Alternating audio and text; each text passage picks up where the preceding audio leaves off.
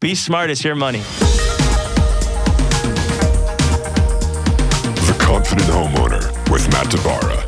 What's up, everybody? Matt Dabara, the Undercover Contractor, here at the Confident Homeowner podcast. Today, I have with me somebody that I think has got an amazing eye for detail, to say the least. Nidal with Hamida Architects, specializing in high-end residential architecture, and he's a multi-state architect, and we'll get into a little bit of what that means. So on the show, we're going to cover some of the questions that you can ask architects to help decide whether or not they're right for you.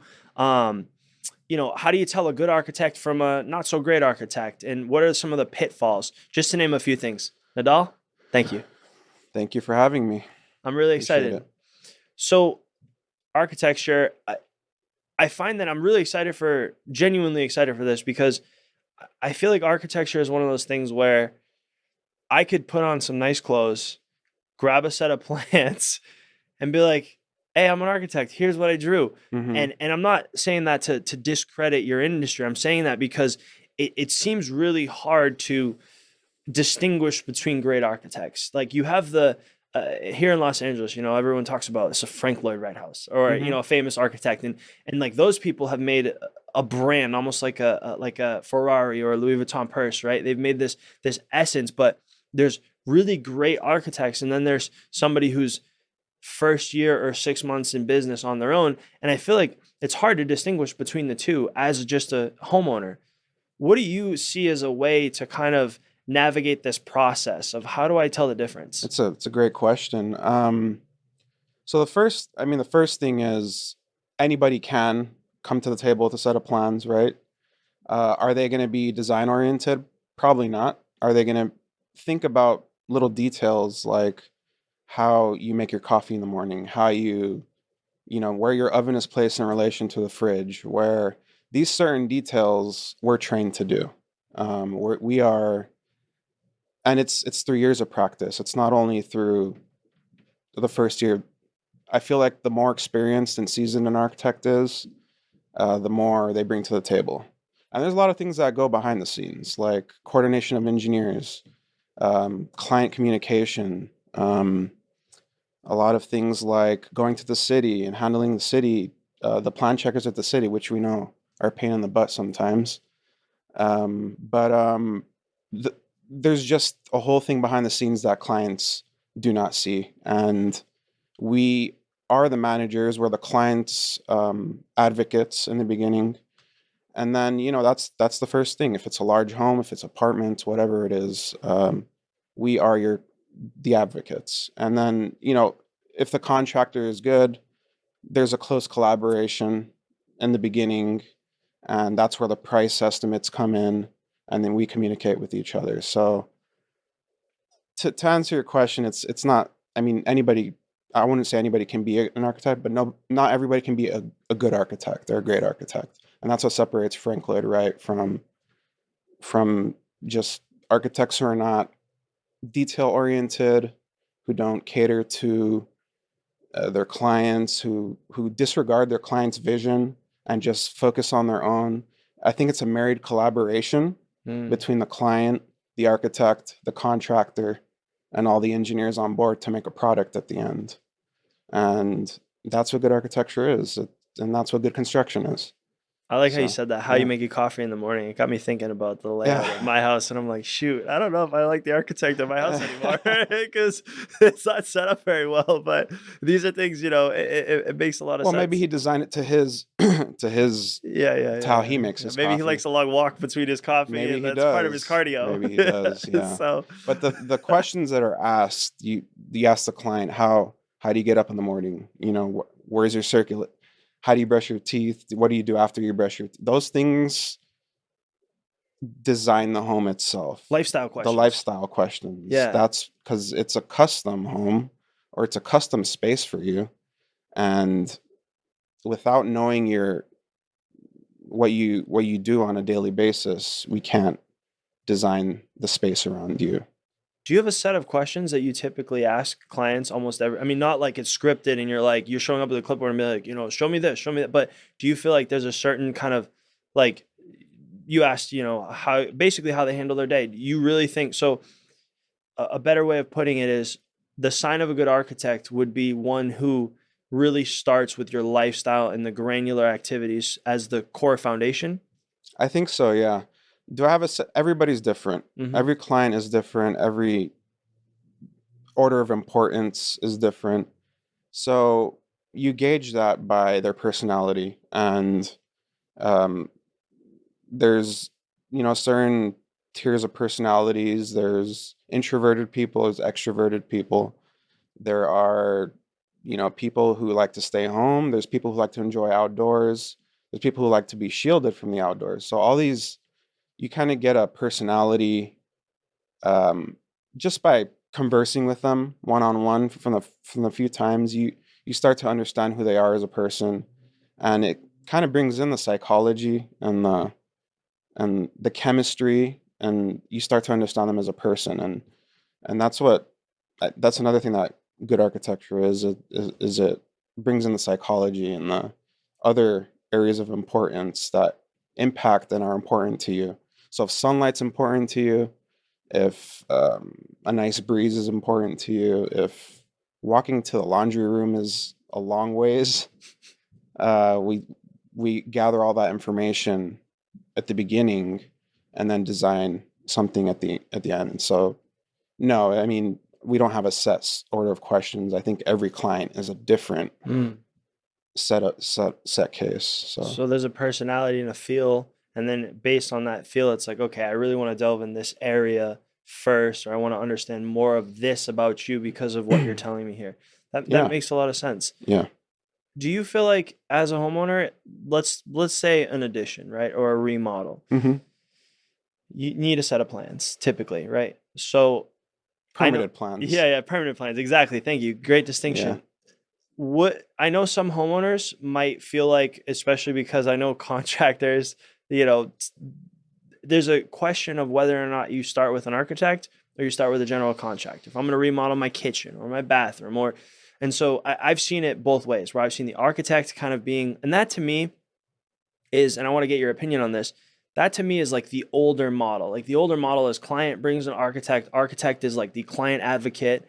Yeah. And then from there, everybody else is underneath there. But the architect client bond is the like fiduciary bond almost. It's like Sure. Yeah.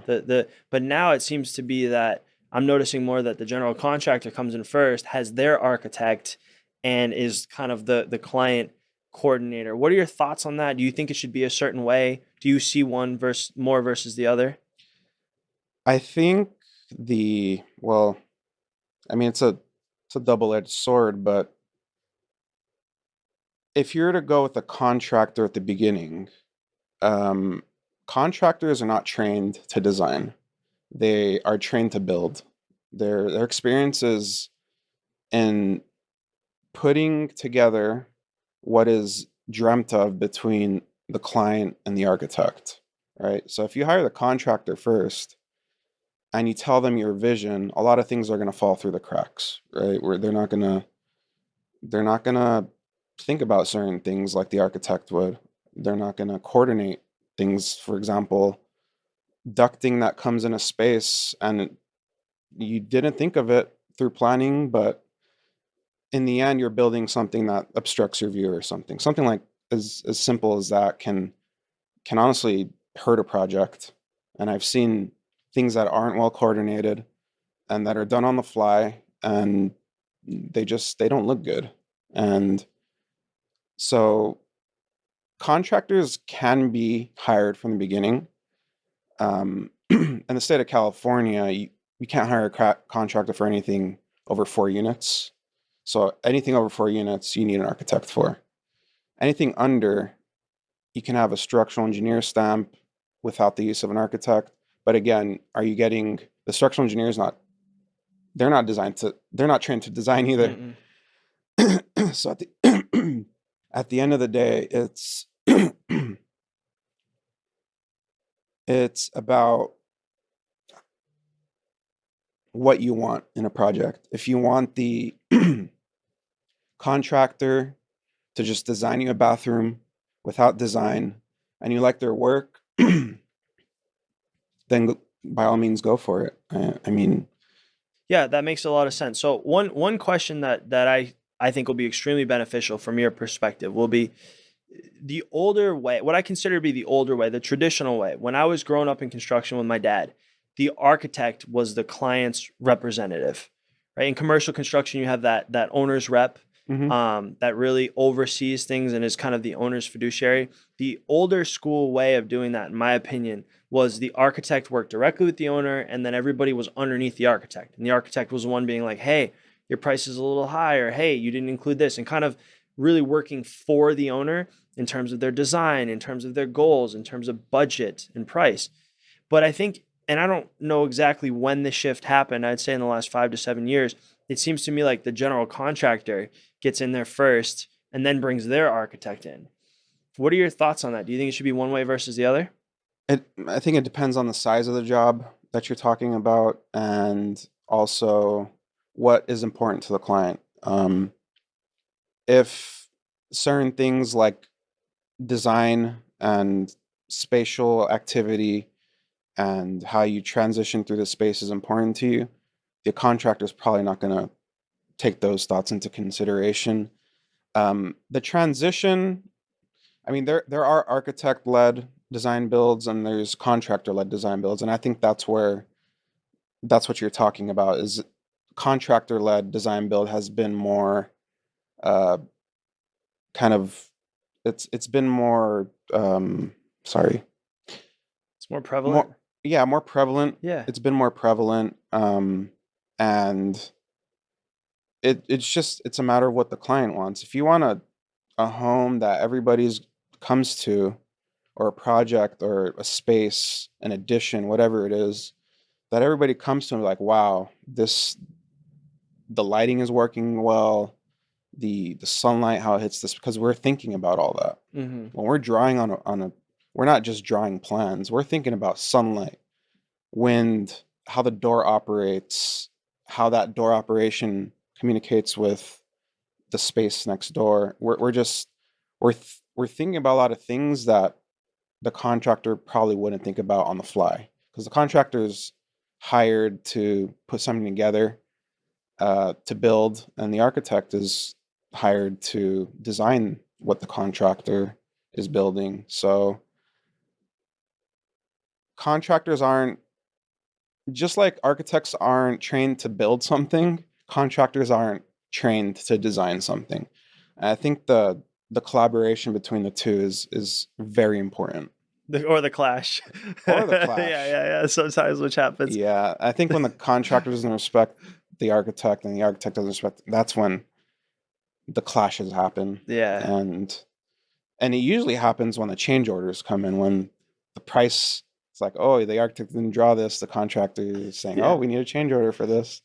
The And then it architect says you brings should have known it was there. bad blood, Yeah. and that's when it's usually later in construction. But Do you feel like, yeah, they'll build up some suspense first and then clash it out later? yeah, Do you feel like, uh, in terms of, let's take a bathroom remodel or a kitchen remodel, and I see both sides of the coin. That's why I want to really get, drill this down with you. But if you're doing a bathroom remodel, a kitchen remodel, you're doing a small addition. I mean, would you recommend to somebody say, hey, look, I would get an architect. I would really have this designed and planned out, or would you? How would you distinguish? Like, if I'm a homeowner and I've got a moderate sized kitchen, hmm am I like, do I call an architect or do I call a general contractor? So I think the distinguishing happens between whether you're changing either the footprint of the house, if you're trying to add square footage, if you're taking down a wall, for example, if you're coming into a house and the wall is obstructing your view and you want to take that wall down or you want to bring it down and it has structural uh, columns in there or shear wall or anything of that nature, that's when you would call the architect to handle the whole project. A bathroom remodel, I don't think you would need an architect for. Like, we don't take on bathroom remodels. I would send that to somebody who, like, for you, for instance, your company can just do it without an architect. You wouldn't need an architect for that. Probably wouldn't need an architect for a kitchen remodel unless you like the aesthetic of the architect and want to incorporate that. into the project. But cabinetry, if everything's staying as it is and no structural implication, nothing structural is changing, you can pretty much just go with the contractor if you like their taste and design. What about a garage or like a room addition? Architect or no? Or contractor? I mean, as soon as you can hire a contractor for that. They're not gonna they're not they may be able to handle the city planning and all of that, but is the addition going to satisfy things like space, sunlight, roofing? And they may have engineers below them and architects below them, so they may be able to do it in addition. So it just depends what their capacity is. What if they're a design build? Sure, hire the contractor to do the addition. I think the architect comes in mainly when a vision needs to be satisfied, when the client's vision needs to be satisfied, and there's something particular they're looking for. And if you think about a house being a gem, um, the gem needs to be designed, right? There's clarity, there's how the gem is shaped to the client's expectations. There's how large the gem is, right? So how a gem needs to be designed, it's a close collaboration. It's just it needs to be designed, and then the gemologist or whoever picks it and shapes it is listening to what the design is, and that's just how the process works. So yeah, anything structural, anything that requires a sense of design and taste and takes into consideration environmental effects, sun, because a lot of spaces I walked into, they just don't satisfy sunlight. It's a very easy thing to satisfy, but the overhang is covering all the sunlight or something of that nature. And when I walk into that space, I'm like, either the architect was a really bad architect, or this is just a contractor project. What are the most common projects that you get called for? So I think homeowners listening can kind of know, oh, okay, this is these are common things that I would reach out to an architect direct for. In terms of my company, or just any architect? Both. So we've recently separated ourselves as, high-end residential architects who really look into what the client likes to experience in their home. And we use the four natural elements of air, light, sun, and water. Those are the four elements we take into consideration in shaping your home, along with what you like to experience in a space. So if you like to experience nature within your master bathroom, we'll create that experience for you. If you like the sound of water when you're entering your home and that relaxes you, we'll incorporate that element in. Other architects have different philosophies. Something else might be important to them. In my company, or in our company, the main importance is, especially in Southern California, we could do it, is kind of bringing the outdoors in and creating a seamless transition between interior and exterior, and incorporating the four elements of water, wind, air, and light while you're doing that. And you typically are doing whole home remodels, is what you're seeing? Or we do ground up. Ground up, yeah. Custom ground up. Yeah, we have a 6,000 square foot home going up in Diamond Bar. Yeah. We have 3 projects in Texas. New York is another beast to handle. So we look for it. So to differentiate an addition versus ground up is easier, honestly. Um, you don't have to take into consideration what's already there, what's joining. If you want to do an addition, you have to think about what's joining with the existing Yeah. and then creating the new. Um, and that's almost harder How do to you do. judge architects? So if you're a homeowner and you're going to judge architects, I mean, do you imagine it's like portfolio? Is it website? Is it how they talk to you on the phone? What I mean, That's a good question. I mean, if I was the average person looking for an architect, I'd look at three things. One of them is how they service you, right? A lot of architects you hire just do their thing and come back to you. They don't take you might like their work, but they're not going to design their vision around what you like if that doesn't happen, right?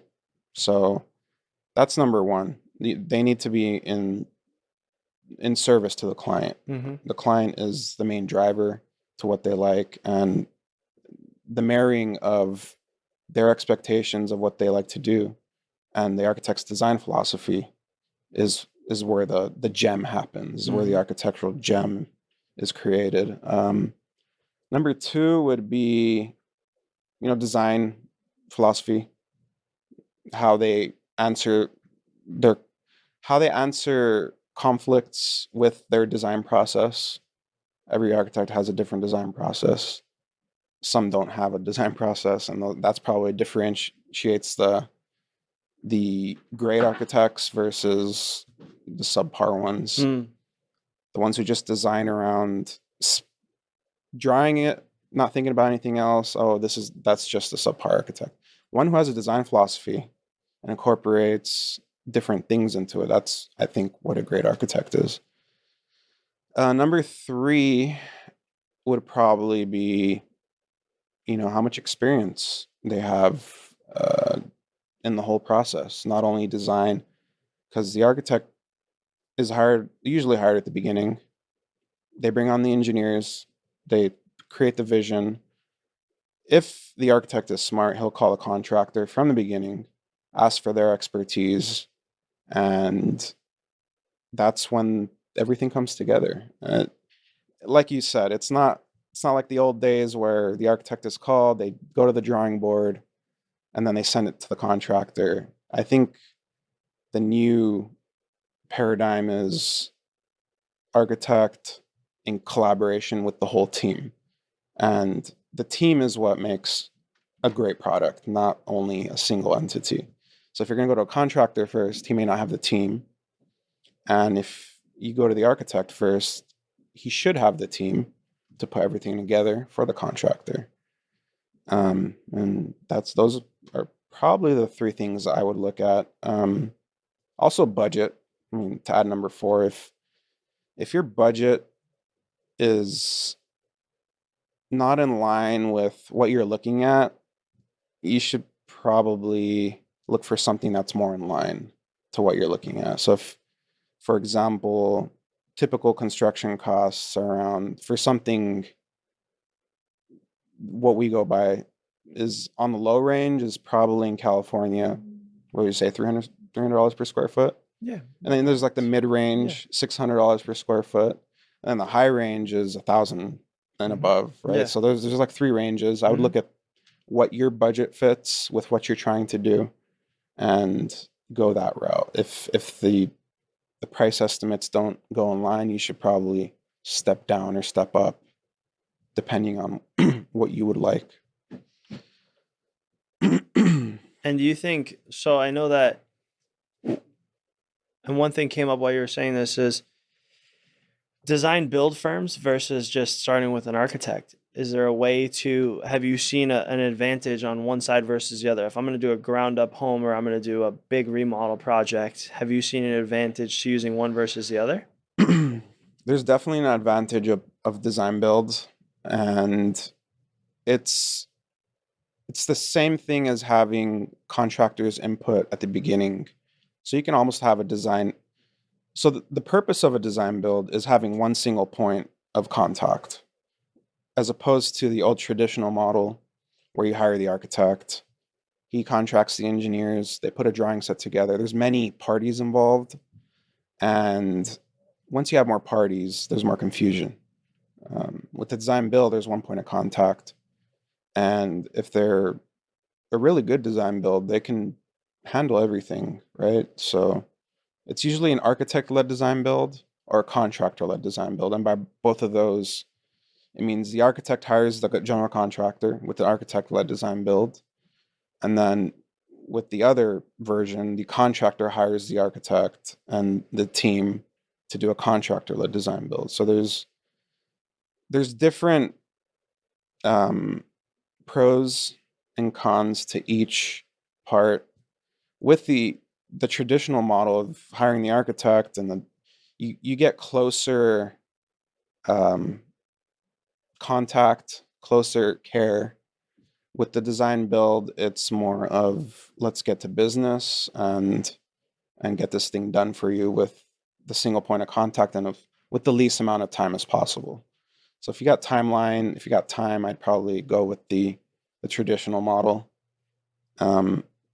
Another importance of doing design build is probably getting the price up front, because they do have the architect on board, and whenever they design something, they'll filter it through the GC, and that goes to the client. The client's like, "Oh, that's too much. Mm-hmm. We can't afford that." So it's probably better in that nature too. Got it. So if you're going to bring on an architect, what is the typical interaction like? I mean, do you expect them to come out and look at everything? And how long would you say that design consultation is? Like, what's the typical process from, hey, I want to remodel my house, or I want to put on an addition, or, let's say I want kitchen, bathroom. There's enough work there where it makes sense to bring in an architect. What could we expect that process to be? Is the architect signed yet, or are they Not just signed. not It's signed a yet? preliminary kind Preliminary of. Yeah, consultation. yeah.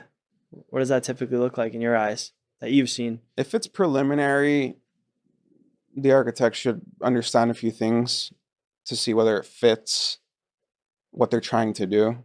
So if they're trying to do an addition and it's 1,000 square foot addition, and you understand their budget and what they want, that usually happens in the consultation phase, where you can tell them right off the bat, this is probably not going to work with the budget you have. Either you raise your budget or you take down the square footage. And that's what we provide at the beginning. Once we're signed, it goes into a different, we do planning analysis to see how much square footage you can add. We do setback requirements. We do height limitation requirements. And then we design it. We go into plan, then into 3D, so you can see what is going on. There's a lot of 3D softwares nowadays where you can just visualize something by going into a program and clicking a button and just looking at what the future space can be. So all that goes after the architect is signed. And yeah, that's the process. If a client gets pricing from, a few architects and their prices are all over the place, what are, which, I mean, they very well could be. I mean, what are some ways to distinguish? Is it going back to the design process and kind of what they're gonna? Well, we're not construction estimators. That's what I would call you for. We don't know. We know rough ranges, but we're not trained to give you an exact cost estimate. We're not building it at the end of the day, unless we're an architect-led design build. So we'll give you a rough range. We're usually not held to that range. You tell us you want $1 million home, we'll try to design it under that $1 million or close to. If the bid comes back from the contractor at $1.2 million, we'll have to what they call value engineer it, right? Yeah. And that's a conversation we have with the contractor. How do we shave off $200,000 to the big eraser to comply with the budget? Yeah.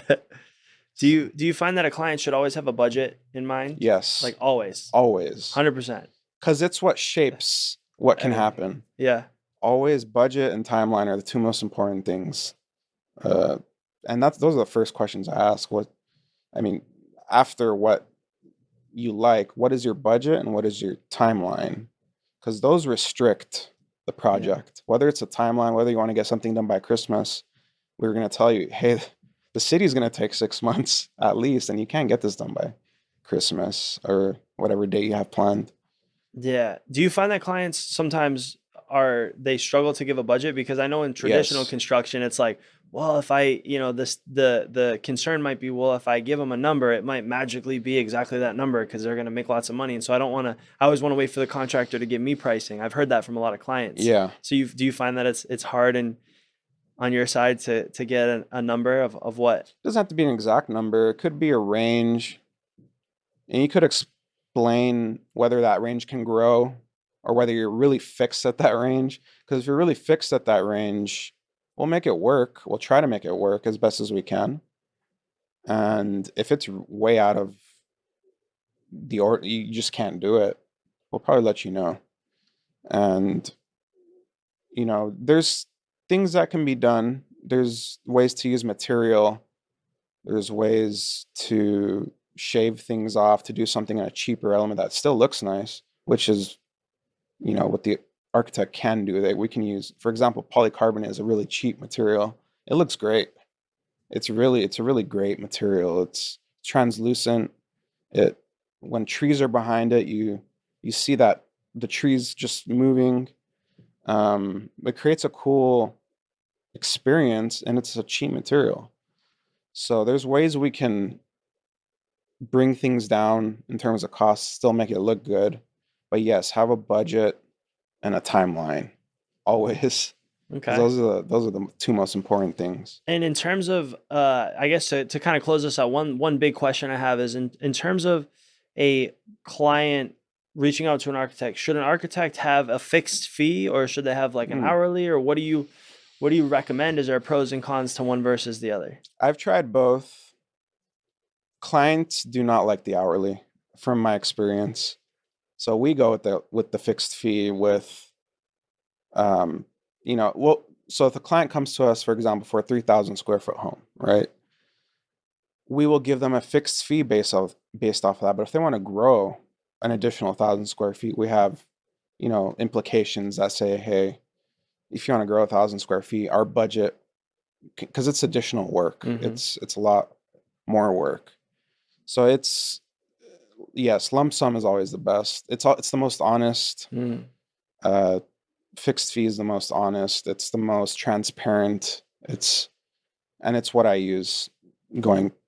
I used to use hourly, and I just totally scrapped it because you present it to the client. They don't know. They know your hourly fee, but they don't know how much time it takes to do something. And when we just present it to them, they're like, hey, this took you 60 hours. What took you 60 hours? We don't know that. With the lump sum, at least they know how, what it's going to be. Yeah, no, that makes a lot of sense. I mean, that's awesome. I think we've covered some really helpful tips for homeowners in terms of navigating this whole process, and you brought up some good stuff. Well, I just want to thank you again, Nidal, for being on the show. Thank you, Matt, for having me. Appreciate it, and look forward to, working in the future. Thank you.